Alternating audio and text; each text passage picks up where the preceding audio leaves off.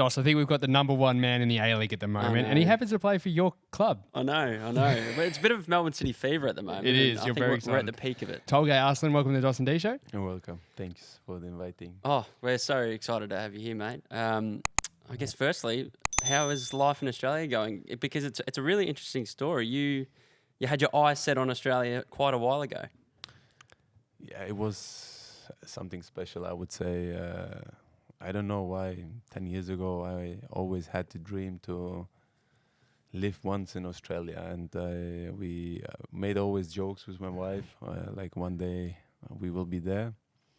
And even when my contract finished last year in Italy, I woke up and I said, to my wife, I dreamed that we are living in Australia, and she said, "Okay, let's call your uncle." And then we called him, and I said, "Uncle, I have good news for you." So he lives here. He lives here, yeah. And I said, in my dream, we were living in Australia. And he said,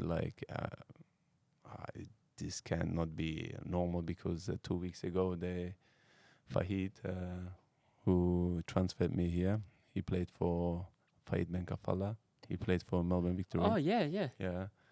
He asked me about you, and I said, no, I don't think he will come. I said, no, just tell Fahid, he can call me. Yeah. And then I think 5 days later, I signed already. Yeah, he hasn't left. He's stayed as well.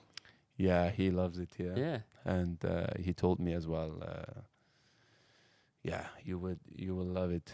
So I had to say it was very fast. Melbourne City was also very fast.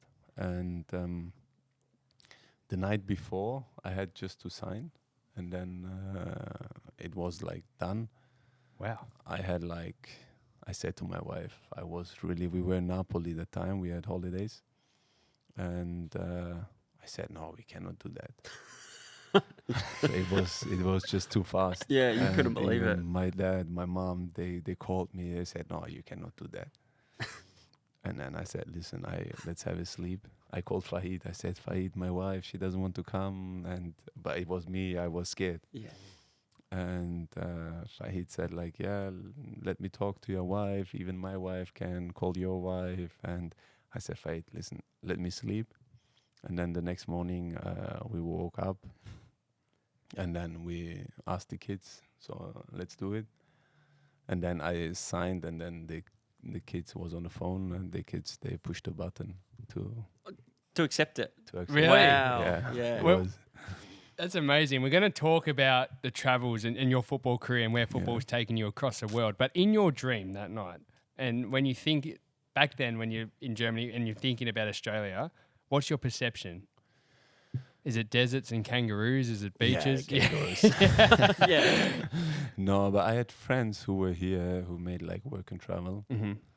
And I don't know, in Europe, everyone loves Australia. Yeah. Everyone wants to live there. And even when I signed, I had even many players who they called me. They were really excited for me. And hopefully we will see a few bigger names in the next years. And I can see because I wanted to come in a good shape, I wanted to perform. And hopefully we will see good names the next years. So going back to, I guess, your earliest memories, did you feel, because obviously you began at Borussia Dortmund, part of the academy, and worked your way up there, did you always think you were going to be a professional footballer? How old were you, do you think? I think I was 16, 17. Yeah, okay.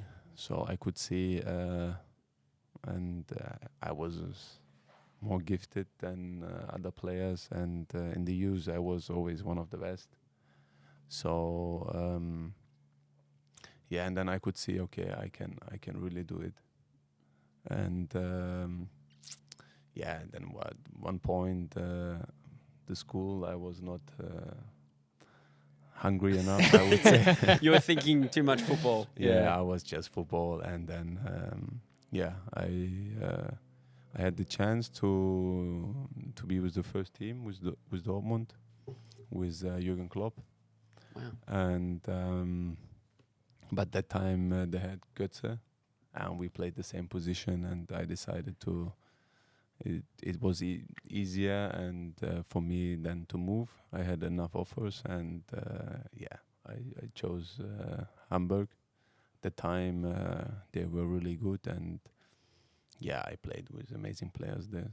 Yeah, absolutely. And we know you played with Sonny, who's coming out to Melbourne soon, hopefully, for the Tottenham game. I thought you meant he's going to come play in the A-League. I thought, what? Yeah, we can dream maybe one day. We know what the culture's like here in Australia for kids growing up when they might want to pursue sport. But what is it in your culture in terms of, is it encouraged to go after sport, or are you encouraged by your family to go better at school and pursue a different career? No, it's more because you had no choice. The opportunity in especially in Europe is not that big like here. Okay, you have football, and that's it as a boy. So like everyone plays football, and I would say also I saw the schools also in Europe. Like the system here is much better, and for me it was just. It was my chance to have a good life, to take care of my family, and as soon I realized it, I pushed. When you talk about playing for, say, Hamburg, one of the biggest clubs over in Germany, we've had this conversation numerous times, and that is with here in the A-League, there's obviously limitations with the salary cap and whatnot, whereas over in Europe, that's just not even really talked about. Playing, say, in Bundesliga, it's typically those same kind of top three teams that are always winning, and they're swapping here and there, but it's typically the teams that have the biggest names, they're winning the championship or the Premier's played every year. Is that something that you found a bit interesting and odd coming to Australia, being such an even competition? Like anyone can beat anyone here? Yeah, it's crazy. Even us. We had also some amazing games, and then some really bad games. In Europe is like, okay, who has the most money? Normally they can create the best team, and here it's hard. I don't know till now. Okay, it's a good competition because everyone can beat like everyone, but. I think to make the next step, you have to change the rule. Well, and we had this conversation last week with Paddy Kisnorbo as well, and I know he was very passionate about it. He was very passionate about there needs to be more money in it, and maybe no salary cap. I mean, this probably sounds like a dumb question, but what was your knowledge of the A-League in the years gone by prior to actually coming here? Or is it not talked about at all? And there's nothing. Yeah, that's what we expect. That's what we expect. Yeah. No, it was like first of all, like the country was that's the biggest argument for me. But then I was like, okay, Melbourne City, they have an incredible project, and I want to be a part of it. And the A-League, I didn't know. Yeah. I didn't know the trip to Perth, to Wellington. So Perth. Well, that would be such a long way to travel for a game to Perth compared to probably what you've ever been used to in Europe. Yeah, it's just in the Champions League you travel maybe 3-4 hours, but it's once a year. So I didn't know anything, and I was really surprised. Like the league has quality, and even now when I see a lot of young kids, they love football, and I just can say like there is one sport worldwide. So if you go on a plane now, we go to China, to Africa, to Europe, everywhere. There's just one sport, and to be honest, I really like footy. Yes, Carlton man. Yeah, I'm a Carlton man. and but this sport has so much power, and so at one point it's time to use it. And I think like many players would love to come to play also here, but I'm honest. I was not chasing money. I had much bigger offers, but yeah, I thought I did what I could do, and but to find many players who think like that, it's very hard. Do you think when you're a professional footballer, you understand you have a period of time, like you have a certain window where you go, okay, my body, my age, I need to capitalize, you know, and it's no beating around the bush, like it's, you know, it's a lot of money playing overseas. Do you look at it as a business? Like, because we look at you as footballers and go, oh, they just love football. They love football. They're good at football. But in reality, it's your job too. So are you thinking ahead financially too? Okay, I need to do 3 or 4 years playing in Europe, and then we're set, and then we can go and do whatever. It's hard, like in the beginning, because the football in overseas is tough. Yeah. The competition is high. So you have always young kids who are coming and they are ready. So it's also their chance. And the first 3 to 5 years, you don't care because you're still young. You think you can play till the next 30 years, you know. So, and then I would say after 25, 26, you start to think about what's after. And then, I think then you have like a few years where you see also football as a business. So to save your family as well. How old were you when you had your first child? I was 24. Okay, yeah. So around that age, that 25, you said. Yeah, like with my son, it started. But I have to say, I'm like, not many football players are like me, because I realized early that I have to do something. And so then I had a few years where I chased, like I said, like, okay, who gonna make the biggest offer? Yes. I would go with them. And then after that deal, I was more relaxed, I can say. And then after 5.5 years, I went to Italy to a club, to Udinese. The style of football was not at all my style. It was defending, it was tactical, it was hard working against the ball. But I was relaxed and I wanted to push myself. I said, okay, I want to even learn that. And I liked it. But of course, I did it 3 years, and I said, okay, 3 years. Running behind the ball. I want the ball. I want to score. Yeah. It was hard, and but when I arrived here, it was, I realized like my beginning, like the passion, because I can see the passion here is big. There is no much politics. There are no. Because also maybe there's not so much money in, and there's just passion. There's just you go out kicking the ball with your friends, and that's what I like. This episode of the dos&d show is brought to you by our friends at Fleet Plan Hire Solutions. You guys know the name Fleet Plan Hire Solutions. We talk about them each week and the amazing work they do. But did you know that they do truck hire as well? It's interesting. So what I'm hearing is there's no project too big or too small for these guys. Mate, spot on. It even says that on their website, because it doesn't matter what you need to cart around. I'm talking rocks or marbles, those big things. They've got the perfect truck size for you. So what? Head to fbh.com.au? That's exactly what I'd do if I was a smart man. But we'll get back into the episode with Tolgay. As a kid, as a boy growing up, which teams did you follow around the world, and which players did you try and model your game on? My favorite team is and was always Barcelona. Okay. Yeah. So, but my favorite player was Zidane. Yes. Yeah, I was.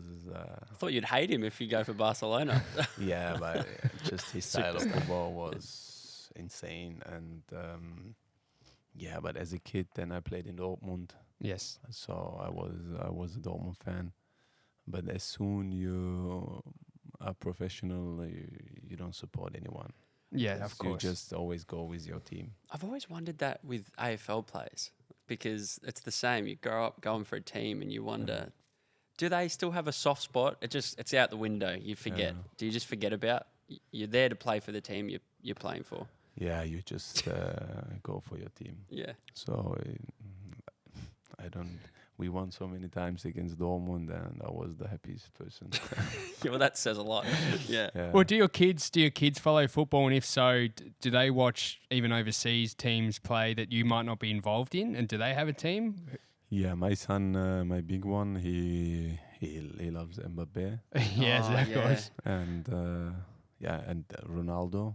I'm a big Messi fan, but he Yeah. loves Ronaldo, and it was also fun because Ronaldo did his last game in Italy against us, Yes. against Udinese, after he went to Manchester, and I never swapped jerseys. I just swapped twice. One was Ibrahimovic, and the second one was Ronaldo for my Wow. son. And then he gave me signature on it. Wow. I knew he will.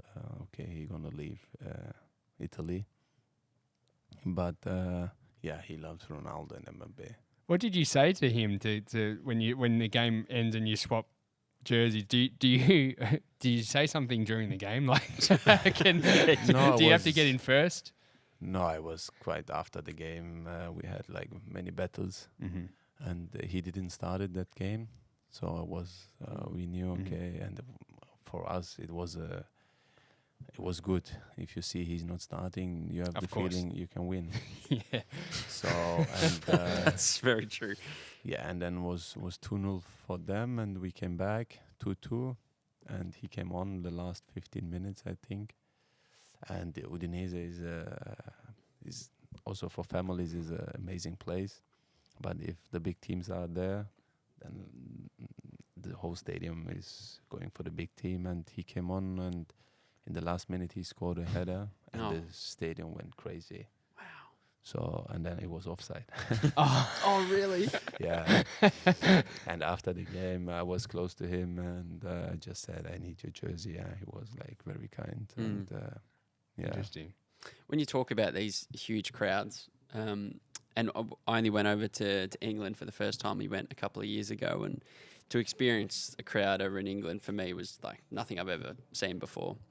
And they just seem so much more. They're so vocal, and they're chanting and they're coming up with the songs, and of course it can be like such a euphoric feeling, a good feeling for a player. But I'm sure it can be hard when you're losing and they're disappointed and they're screaming and yelling and chanting bad things. What was that experience like? I think like the craziest crowds in Europe are in Turkey. So Yeah. if you have a derby and you play away, it's the hell. So even we can see like when they play in the Champions League and big teams are coming, like no one wants to play in Turkey because they are really crazy. So they don't stop, and you can't speak even to your teammate because it's so loud.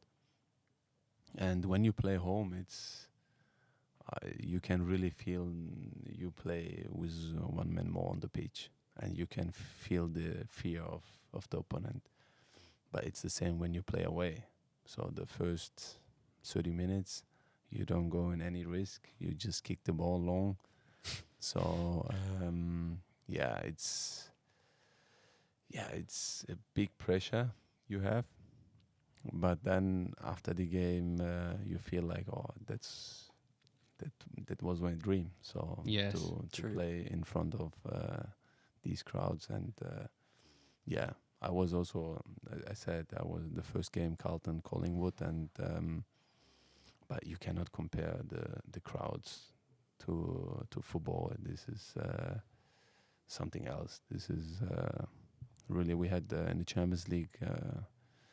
Werner, who's playing now in Tottenham, and our fans in Besiktas, they gave an amazing performance there, and he had to go off after 30 minutes because he had problems with his ears, and he was out for a month. So Really?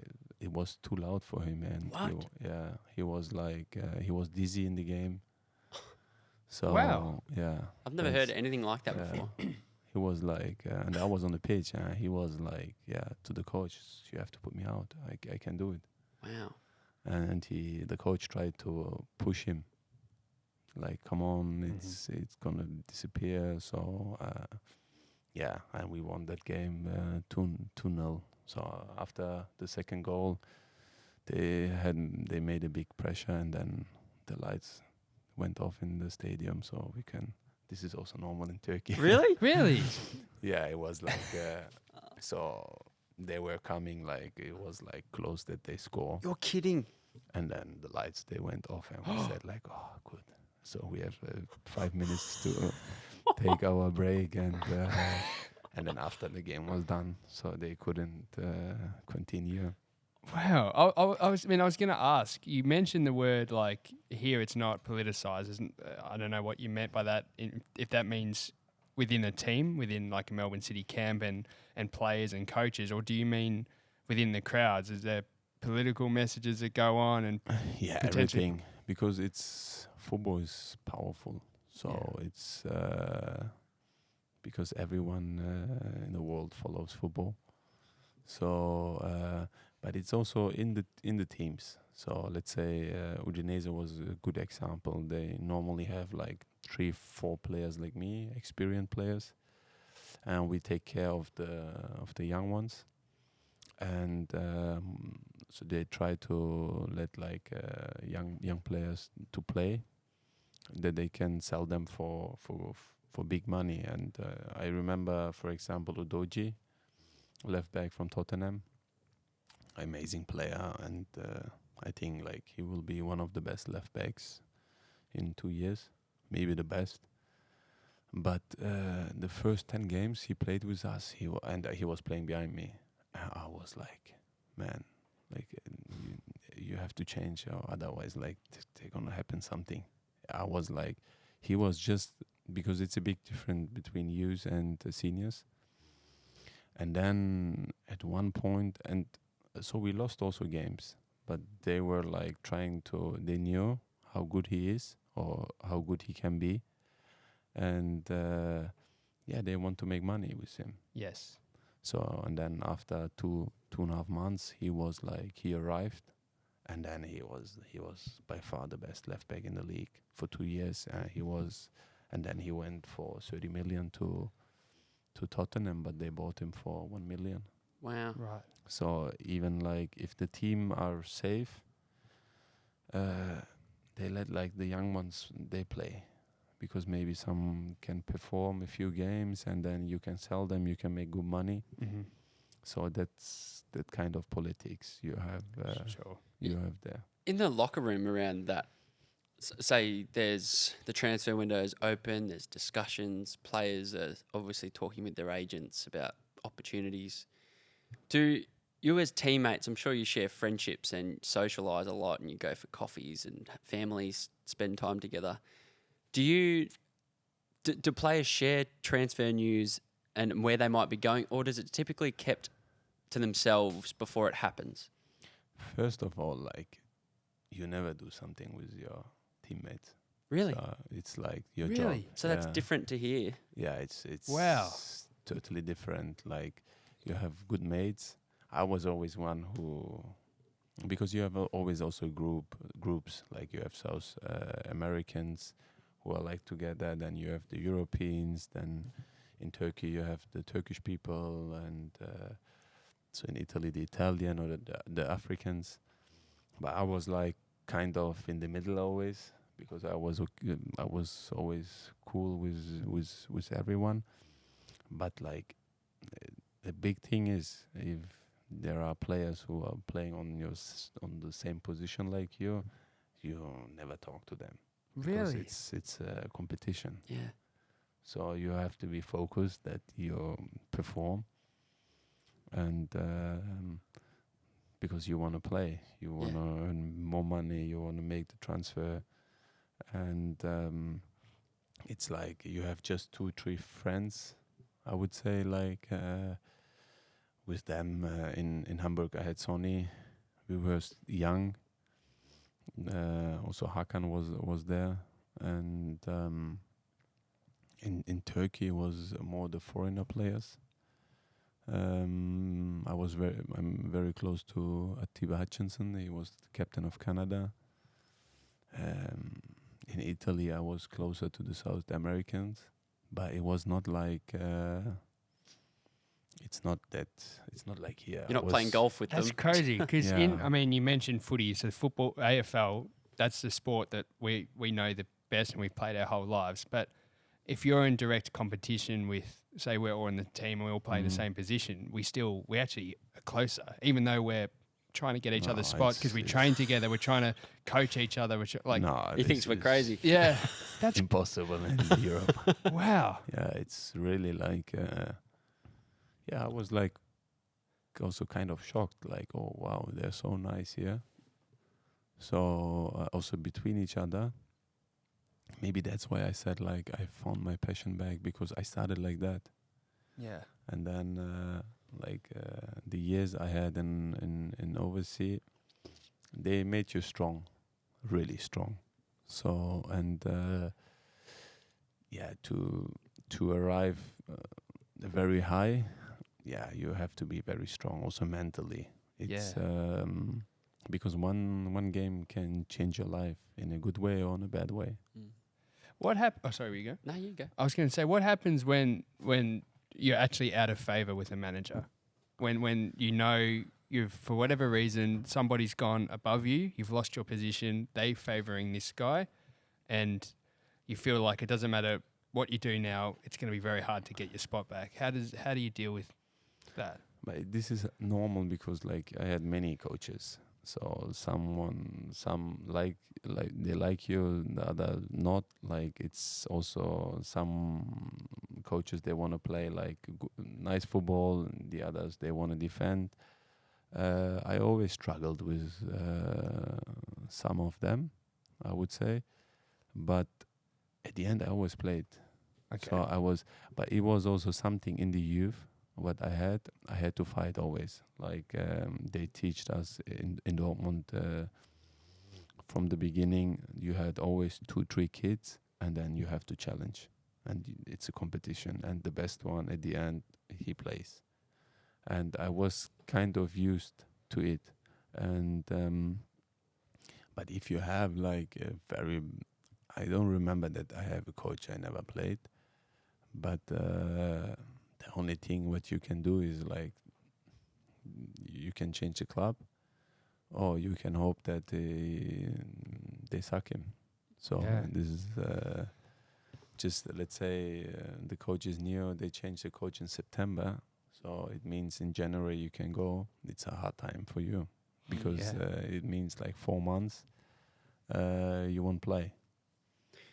It seems as though it's very much us, you against them. Like it sounds like that. So that I'm sure that means that you rely very heavily on your own family and the people in your own circle, personal life. So when it comes to football, football's football. There's no real close relationships, but you've got probably your manager, your wife, obviously your kids. So how, with your own personal team, how many people are in your own team? Is it an agent? Is it friends? Who do you talk to when you go through struggles like that? To be honest, like of course my wife, then my agent, but he has to be also because he wants to make also deals with the club. So Sure. I'm not just his Friend. Yeah, it's like but most of the time I have a mental coach since 10 years. So if I have really times, and I had also times where I really struggled, then I call him, so to come down or to see the whole picture. And yeah, and to be honest, like in Europe, like when I was home, football was done. I had my kids, I had like my family. Uh, every once a month, I had like a friend from the team who came over, or we had dinner. But yeah, you have your own family. It's like you go there to work. Um, so if you want to win, because you have bonuses when you're gonna win. So everyone earns money. Mm-hmm. So yeah, and then you go home. It's I want to dive into your personal life a little bit. When did you meet your wife? How long have you been with her for, and how did you meet? It was 2009. We are together since 2009. So you must have been, what, 18, 19, something like that? I was 19. Yeah, right. Wow. Since I was 19, I met her in Hamburg. And yeah, she was working in a restaurant because she finished school, and she had like 1 year. Then she wanted to study. She studied, she's a teacher. And So she's German? she's German, yeah. Yes. She doesn't have a background like me. Yeah, but yeah, and since then it was, for me it was good because it was like my beginning. So it was like a kind of no one. Mhm. I was no one, and so it was, for me it was sure that like she's the right one. Yes. And then 6 years later we married, and now what we have 2024, Yeah. 15 years. Yeah. Wow. Yeah. That's amazing. That's actually a really interesting point. You, she met you before you were really like a Yeah. big star. Over your journey, have you seen guys and certain players? Have you seen them kind of get attracted to shiny objects and obviously earning a lot of money? Have you seen women take advantage of teammates, or because they're famous, or like, I know you can't comment on behalf of other people, but I'm sure you've seen. I think you can see every week in the news Yeah. that there is happening, Yeah. especially in the Premier League. I think there are many women who are chasing them, and but that's why I was lucky, I would say. Mm. So, but of course, this is also, yeah, it's also a part of the game For we are sure. in, and yeah, that's why I like Australia. So the people are very humble and like really down to earth, and how I grew up, it's like also kind of attitude I want to give my kids. I want to show them, and yeah, that's why we love it here. Well, one thing I'm interested in too is obviously you played in Germany, Turkey, Italy, Australia. How is it for your family and even your kids? Like, I don't know how it works with moving schools. They might lose their friends because you get an offer to go to another country. How does it work for your family? I'm sure your wife's been very supportive of you, but there must be some sacrifice from her and their end as well. Yeah, for my wife, I said like she could make the choice. She said like she wants to come here, so her okay. I had. It Yes. was the first one. Didn't have to convince her. So the second one was my big son. He struggled a lot, but they went like to international schools, English schools. So with the language, they didn't have a problem. But he was now in an age where he had to leave all his friends. Yeah, it'd be hard. So, and yeah, the first 4 or 5 months they were really hard. But we always made the experience, even with my wife. For my wife, like when we moved to Turkey, like the first year it was like a mess. Then like the second year you arrive, and after the third year you say like, okay, I can imagine to stay here for a few more years. The same we had in Italy. In Italy, the problem was like she couldn't speak Italian, also me not. But I learned it very fast. But it was also for the first year was hard, even for the kids, because the Italians, even when they can speak English, they're very proud. They speak Italian. So it was also hard. So after the third year, where the kids they could also speak Italian, it was easier. But then we said like, okay, now we have to move again, and we said at least we don't struggle with the language. And but like we here we have the feeling now it's 8 months, 9 months, but we feel like we are already in the second year. So we skip like the first year. It wasn't that hard like we had in the time like we had in Turkey and in Italy. And now they have friends at school and activities after school. And and even when we have day off or something, we are like, we want to see something. So we made many trips here. Yeah. Well, and that's probably another good segue, because we asked you off air, but what do you enjoy doing away from football? Yeah, I do business. Like I love numbers. Yeah. I really like. I just love it. So to make investments, to So you're good with maths? Good with maths? Yeah, I'm very good. Throw him a... Go on, throw him a... Don't ask me. No, like I can.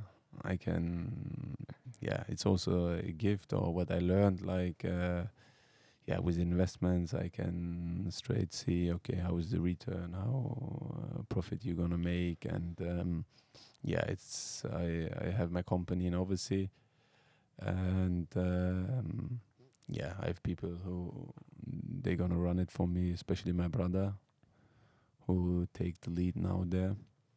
And from here, for me it's easy. So okay, the time difference is quite hard, but like on Zoom or something, when there's something very important. 2 days ago, I had a Zoom call, and I can do it still from here. Yeah, I mean, it's incredible. You're running a business from the other side of the world. One thing we read online, and this is not in our culture at all, but to do military service for your country. So did you have to go and do military service in Turkey? And what does that, do you get a letter? Do you get a call? How does it work?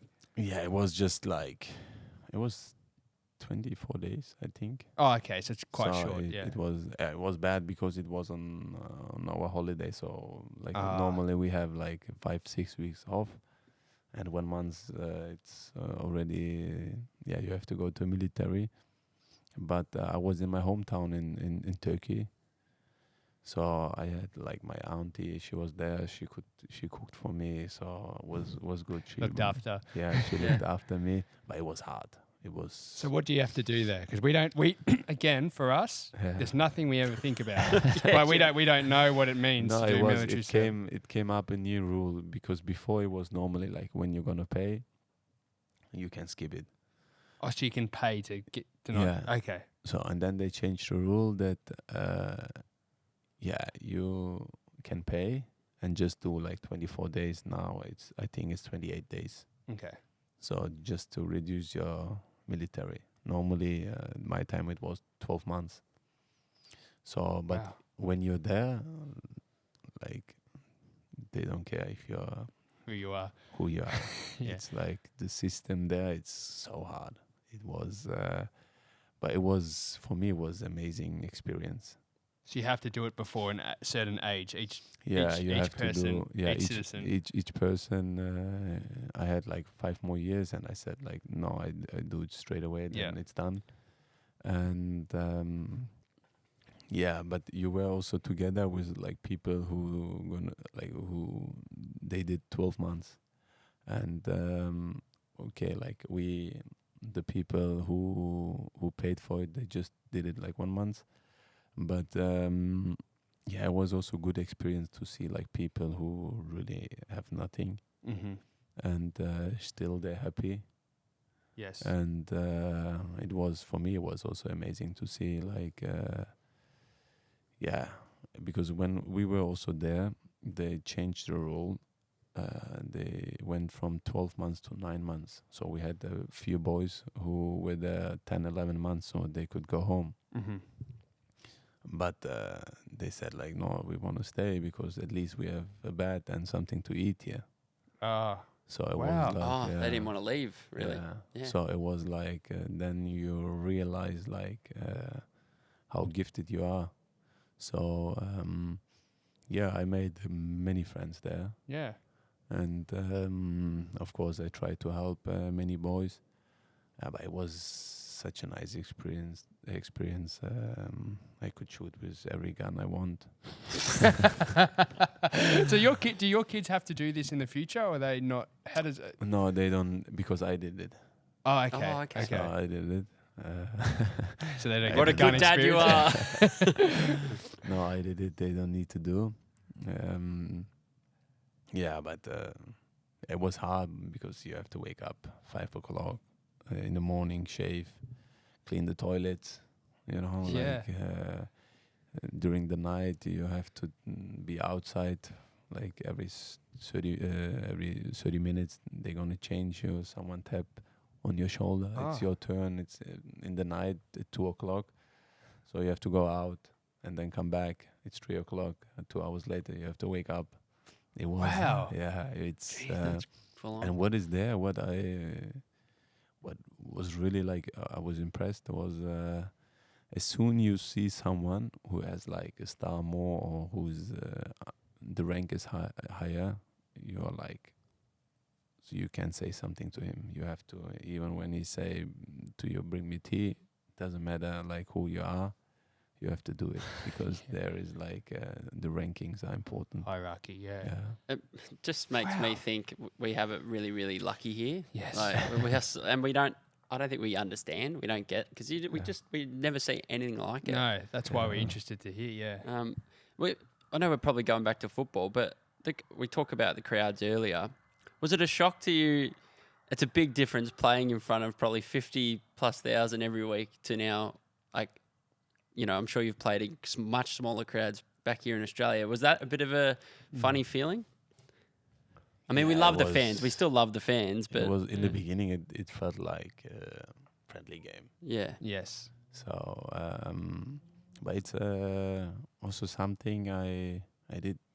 It's you have to motivate yourself every week, because sometimes you don't feel well in the during the day, but then you go out, you see the crowd, you forget everything.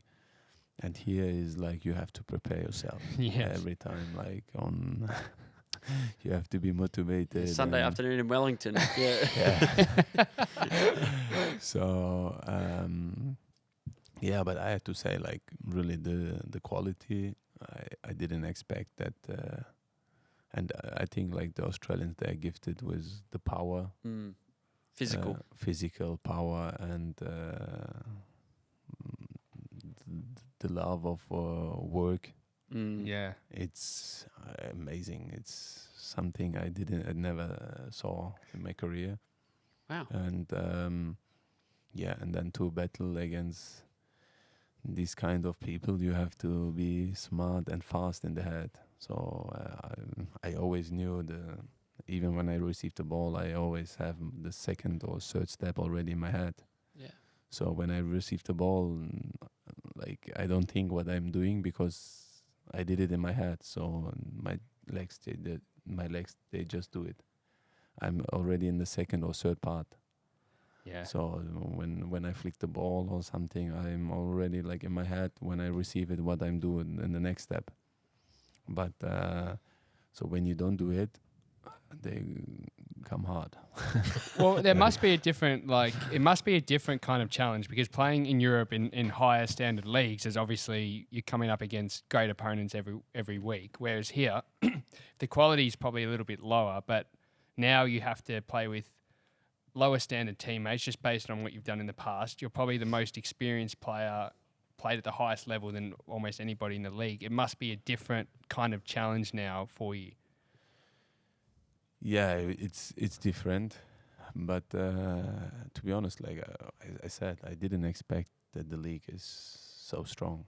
So I thought, okay, I will come to Melbourne City and we're gonna win every week, and it's a good life. And but it's not like this. And the football in Europe is more tactical. Yes. So when the opponent see that he cannot reach the ball, he takes a tactical position, and here is when they don't when they see they cannot get the ball, they come for you. So it's a different, and yeah, it's a nice experience, and yeah, I hope just like we have the next years a few more players from overseas, good players, and we see also the young ones here playing in Europe. You seem to be playing like super freely, like because you're spending a lot of time in obviously the front third as well, and you're scoring probably more goals than you ever scored. Like, are you feeling just like total freedom within the way you're playing?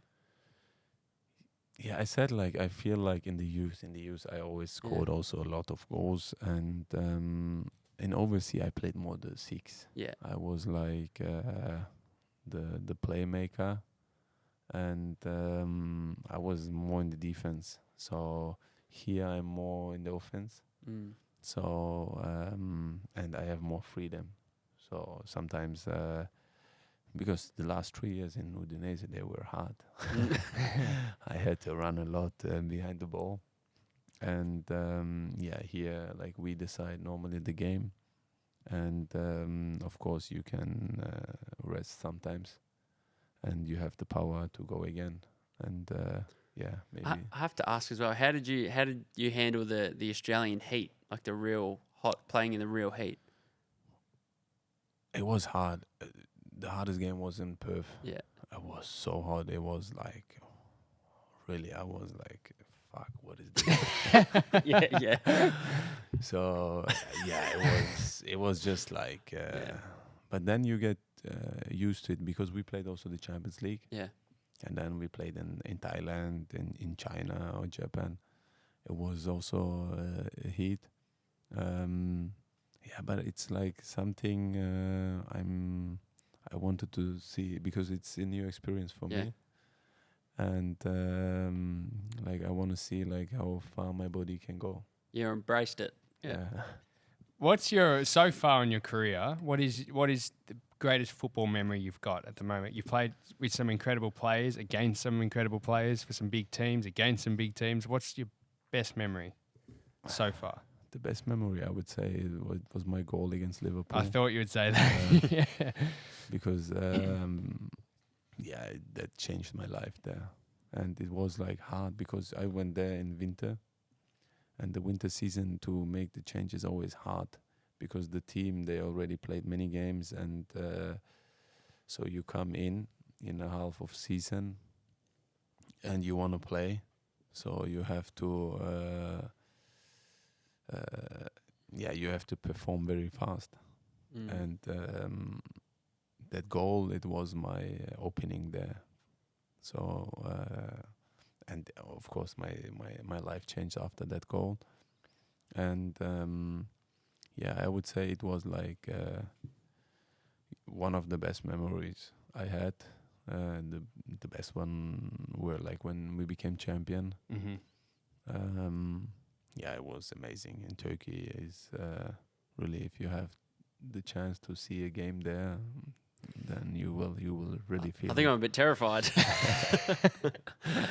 Should we jump into the golf box? We will. As you get the golf box ready, I want to ask quickly, Tolgay, what are 3 things you love about Melbourne that you might, outside of football, is there anything that you really like about this city? About the city? Yeah, or about the area?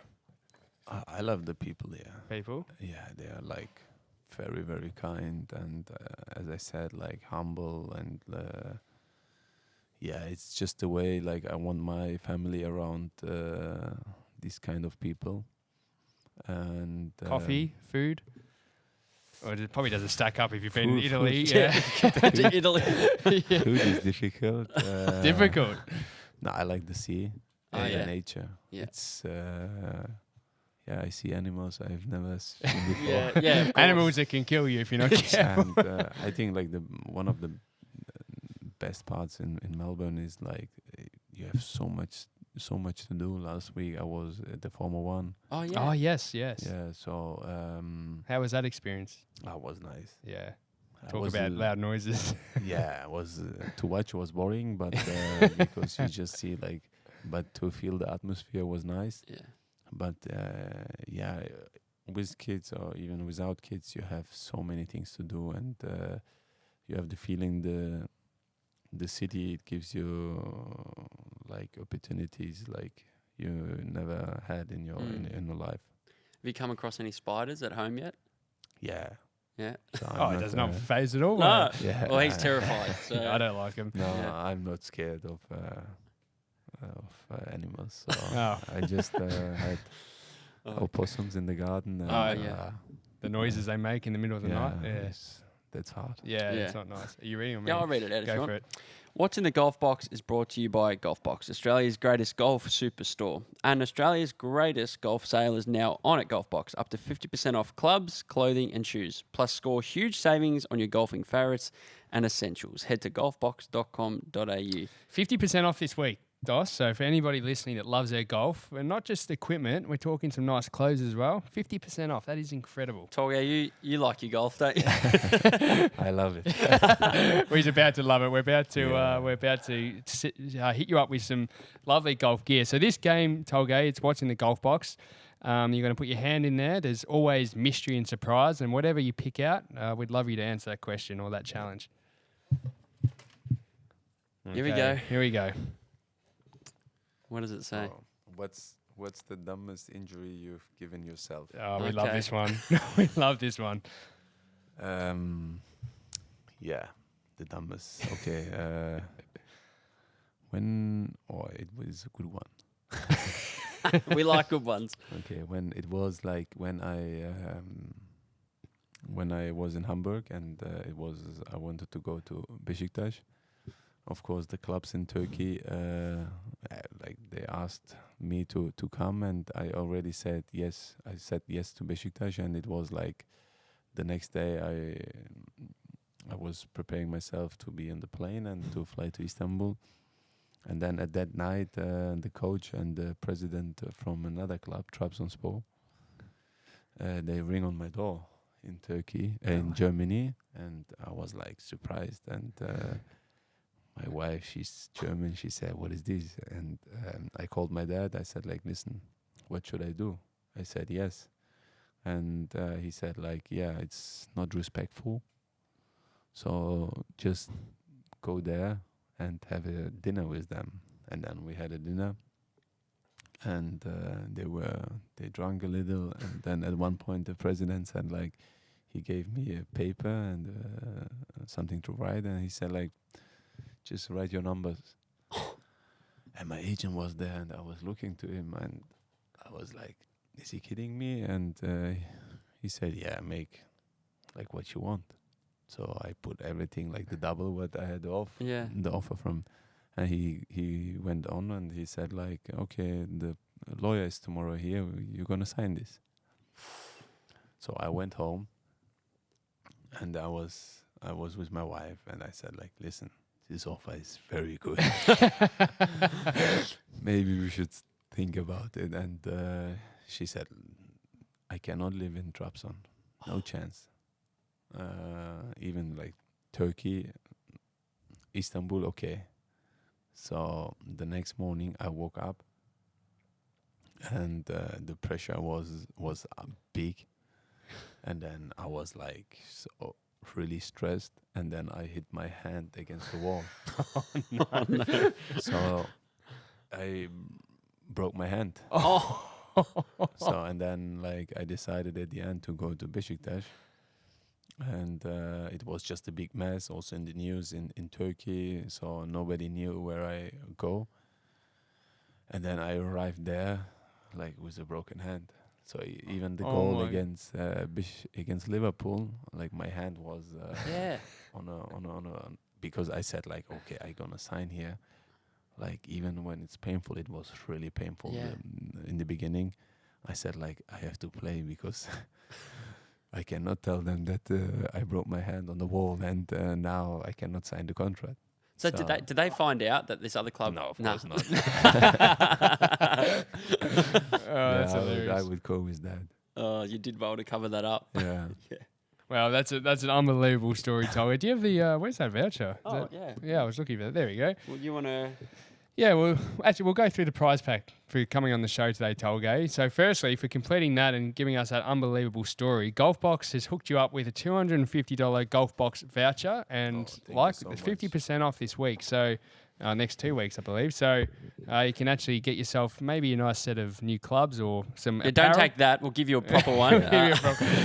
And then Fleet Plan Hire have also come to the party too. Do you want to maybe explain? Yeah, they've given us, or given you, I should say. There's a little goodie bag with some socks, some golf balls, some tees, golf towel, golf glove. So you're going to have to get out on the course with the boys, I reckon. But thanks so much for joining us, mate. Yeah, thank you so much. It's been a pleasure to hear your story, and I hope it's been good for you to be able to talk about not just football, about life. And for us, we're just really, really grateful. So thanks. Thank you.